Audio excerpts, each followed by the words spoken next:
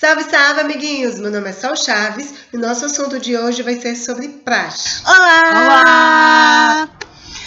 Como eu prometi a vocês, né, eu vou falar um pouco sobre a Universidade do Porto, vou falar sobre praxes, vou falar sobre a associação de estudante, vou falar sobre o traje e a tuna acadêmica, né? O nosso vídeo de hoje vai ser justamente sobre a praxe.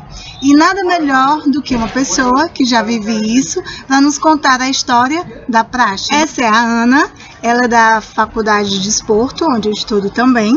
Ela, como já tem vivenciado bastante a praxe, nada melhor do que uma pessoa mais do que experiente. Ela vai nos explicar algumas coisas sobre a praxe acadêmica, né? Então, o nosso primeiro tópico vai ser o que é a praxe. Essa é a mítica pergunta que toda a gente faz e para a qual não há uma resposta que seja uma ciência exata. A praxe é uma forma de estarmos na vida, por exemplo, é uma das coisas que dizemos muitas vezes, é um conjunto de regras em que as pessoas que estão na praxe aceitam estar sobre essas regras, aceitam viver, aceitam defender a praxe segundo aquelas regras. Nós, quando vais para um quartel, vais para um sítio qualquer, tu tens que te sujeitar às regras que ali estão para seres aceito. Aqui é um bocadinho assim, a praxe tem uma história imensa, tem uma tradição enorme, que infelizmente hoje em dia nem está tão explícita como nós gostávamos que estivesse, e que existe muitos mitos sobre muita coisa, histórias diversas, e que depois muitas vezes fica difícil percebermos qual é realmente a origem de alguma coisa, embora as possibilidades sejam muitas.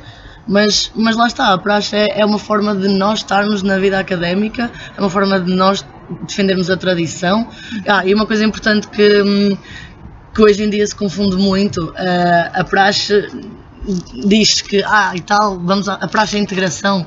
A praxe não é integração, a integração é uma consequência da praxe, e isso é bom que fique diferenciado, porque hoje em dia quase ninguém o faz, quase a gente define a praxe como uma forma de nos integrarmos na faculdade, não é? Felizmente é uma consequência de algo muito maior, muito mais acima do que a integração. Sim.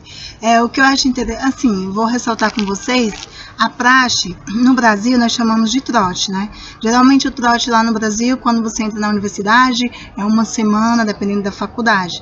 E aqui o que eu acho interessante é que é o ano todo. E todos os anos. E todos os anos.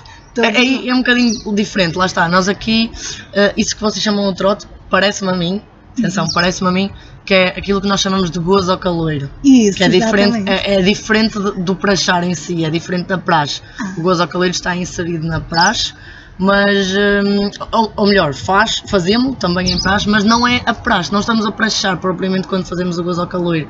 Aliás, uma distinção que se deveria fazer é, por exemplo, quando nós traçamos a capa, estamos a praxar realmente.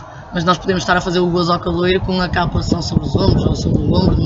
Essa distinção, essa pequena distinção da forma como nós temos a capa, já distingue aquilo que é o gozo ao caloiro, que aí sim já são as brincadeiras que se calhar vão dar mais à questão da integração como consequência.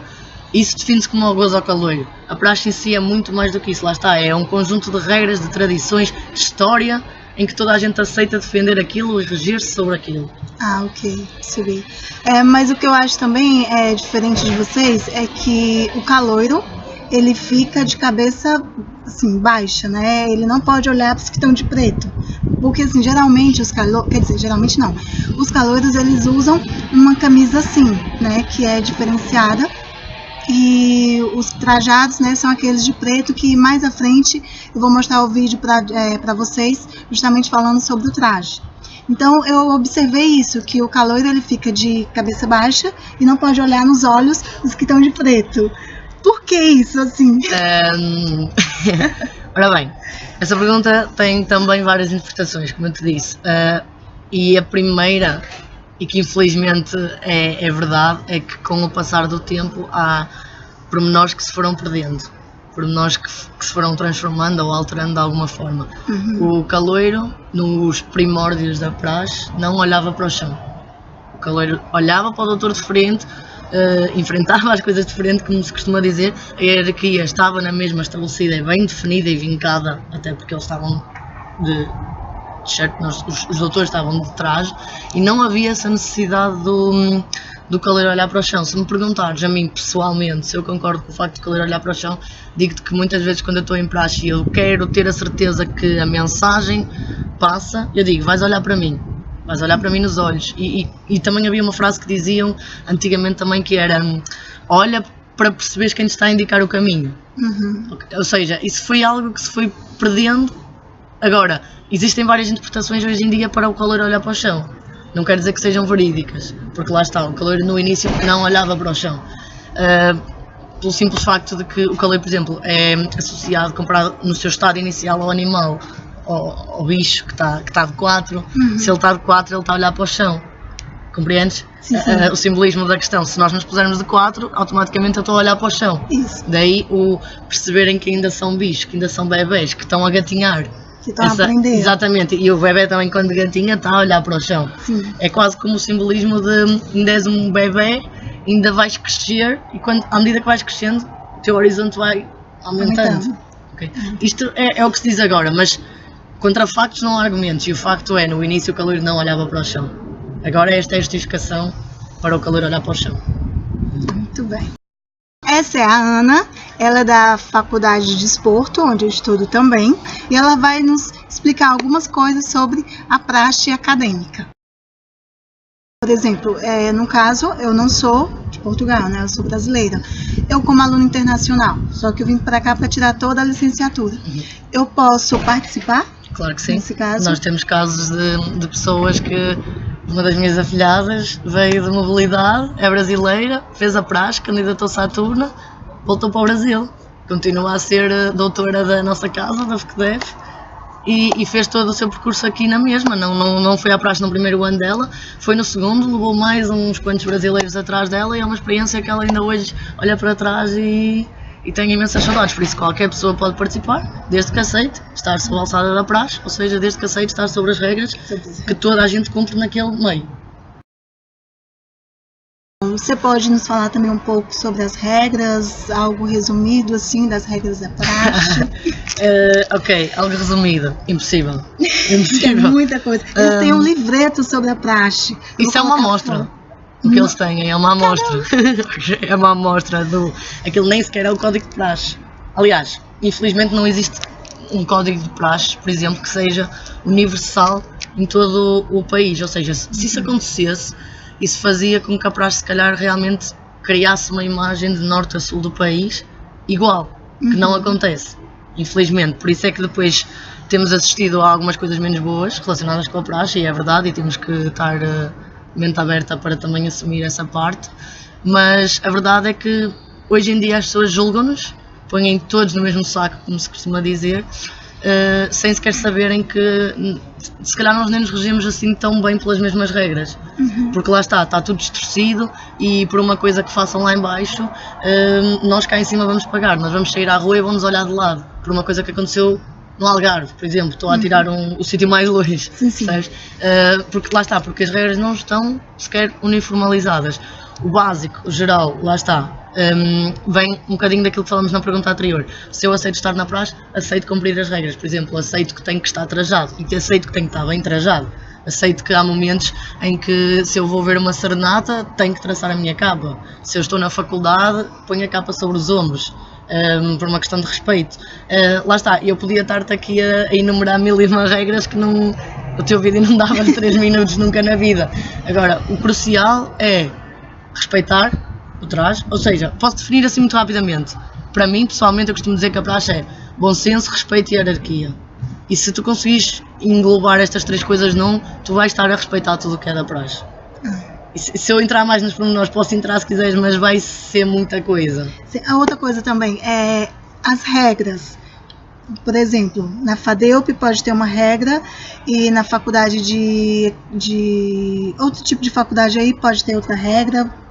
É aquilo que eu te estava a dizer no início, não está uniformalizado. Sim. E pior do que isso é que não está sequer diferente da academia para a academia, ou seja, da Academia do Porto para a Academia de Coimbra. Não está diferente entre as próprias faculdades dentro da Academia do Porto. O nosso próximo tópico vai ser o percurso na prática.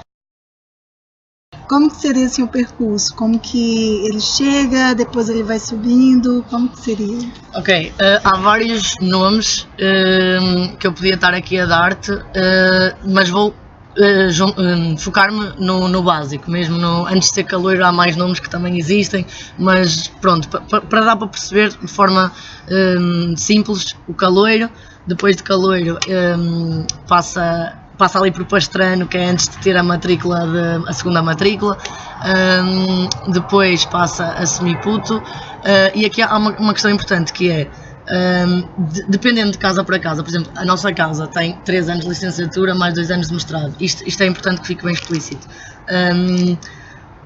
O nosso percurso naturalmente vai ter 5 nomes no mínimo, se fizeres um mestrado, que um curso de 3 anos não vai ter.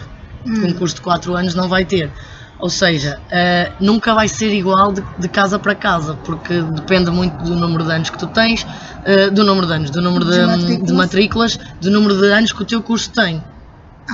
Percebes? Ou seja, sinceramente eu acho que o básico para ficar explícito é o caloiro que está de castanho no nosso caso, os doutores, que são a seguir quem veste trás, e que lá está, depois muda consoante o número de anos, como falamos, e depois disso os veteranos.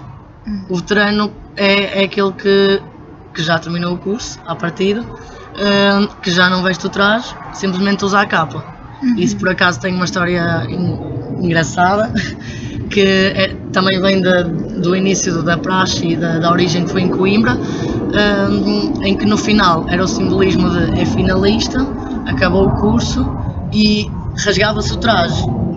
Como o traje todo? O traje todo era rasgado, era uma tradição. Acabaste, já não precisas de estudar, ou seja, já não precisas do teu uniforme que te identifica enquanto estudante. E a única coisa que ficava para o veterano era a capa. Daí a questão do veterano agora, hoje em dia, já não usa o traje, usa a capa. Vem daí. Então o veterano é o quê? É o que já terminou? Sim. Tudo? Sim, tem mais matrículas que os doutores. Sim, percebi. E tem outra coisa que eu também sempre fiquei curiosa, que eu acho que, não sei se quando vocês chegarem cá vocês vão observar isso, é que vocês não usam os números pares. Lá está. Tem algum significado ou é algo assim que... Eu sei que muita gente, se alguém vir este vídeo, mas podes pôr, se alguém vir este vídeo se calhar não vai perceber a minha parte, mas isso é mito. Até ao dia em que alguém me conseguir explicar porque é que isso acontece, sem ser com os típicos números da perfeição são ímpares, esse tipo de coisas, não vou compactuar com uma coisa que para mim é mito. E isso é importante, lá está, dizer que há coisas que foram sendo ditas, quem conta uma expressão muito típica portuguesa, quem conta um conto acrescenta um ponto, e há coisas que não têm justificação e que se diz por romantismo, para embelezar as coisas. Se algum dia, mas atenção, se algum dia alguém chegar à minha beira e me explicar porque é que não se dizem os números pares, eu sou a primeira a dizer obrigada, porque em 5 anos foste a primeira a conseguir fazer isso. Mas até então, não. E sei que há muita gente que... É um facto, não há uma explicação para isso. Exata, sim, percebi. Porque, por exemplo, eu entrei em 2014/2015. Então, lá na minha camisa de calouro... Posso mostrar a minha? Sim. Tem aqui a dela, por exemplo. Ela entrou em 2012. Então, ficou 2011 mais 1. Não colocou 2012. Aí, /2013. São essas coisas assim que... São pequenas coisas que eu fico observando e fiquei na dúvida. E eu queria justamente falar também pra vocês. Porque tenho certeza que quando vocês estiverem por cá, vocês vão... Por que eles não usam números pares? Então, a mesma pergunta, a mesma interrogaçãozinha. Então, agora acabou,